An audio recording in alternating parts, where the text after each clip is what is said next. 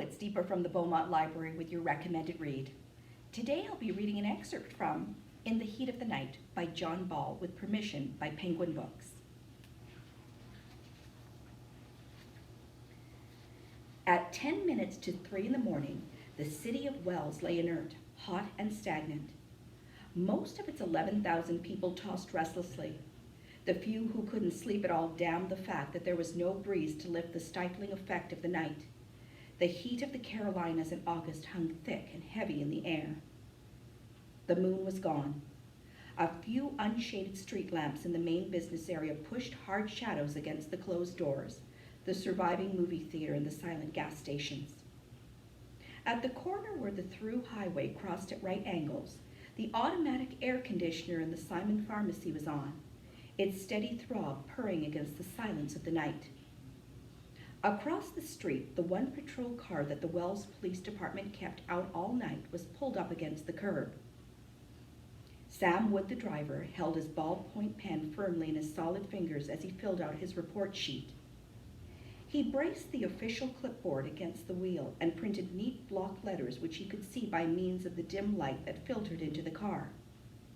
Carefully, he spelled out that he had completed a thorough check of the main residential section of the city, as was required, and that he had found it in good order. He took pride in setting down his decision. It made him again conscious, as it had for the past 3 years, that at this time of night he was the most important man awake and on duty in the entire city.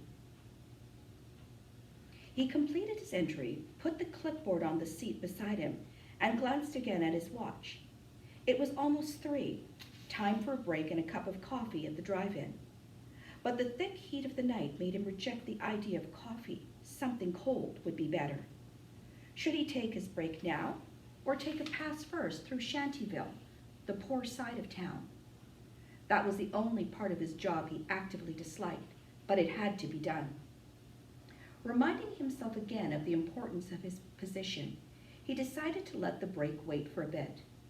He slipped the car into gear and moved it away from the curb with the professional smoothness of an expert driver. He crossed the highway, deserted in both directions, and bumped onto the rough pavement of the sprawling Negro district. He drove very slowly, reminded again of the night, months before, when he had hit a dog.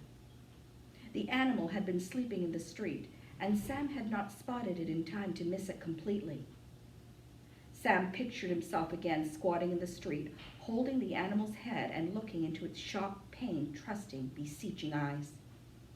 Then he had seen death come, and although he frequently went hunting and was generally rated a tough man, Sam had been torn by pity for the dog and chagrin that he had caused its death.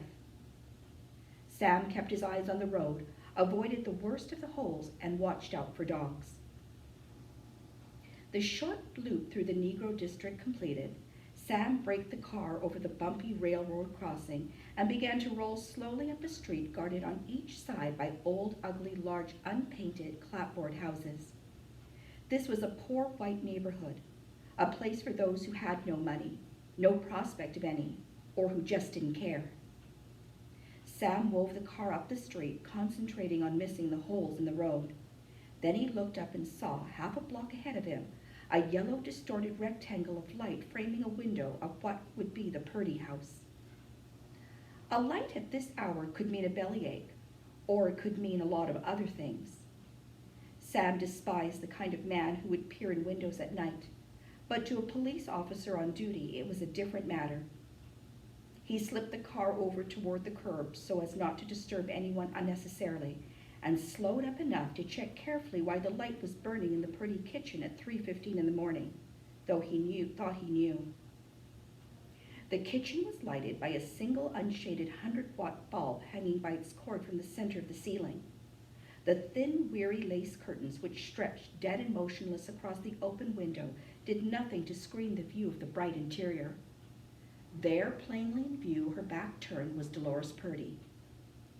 As on the 2 previous times this had happened during the past few weeks, she wore no nightgown. Exactly as the patrol car reached a point opposite the window, Dolores lifted a small pan off the stove, turned around, and poured the pan's contents into a teacup. Sam had a full view of her 16-year-old breasts and the agreeable curve of her youthful thighs. Something about Dolores, however, repelled him, and not even the sight of her naked body held any great interest. The reason, he guessed, was that she was always unwashed, or seemed to be. When Sam saw her raise the cup to her lips, he knew that no one was ill and turned his eyes away. For a moment, he contemplated warning her that she was on public view, but he decided against it because a knock at that hour might wake the whole house full of kids. And what more, she couldn't very well answer the door with no clothes on. Sam turned at the next corner and headed back toward the highway. And that was an excerpt from In the Heat of the Night. I hope you check it out.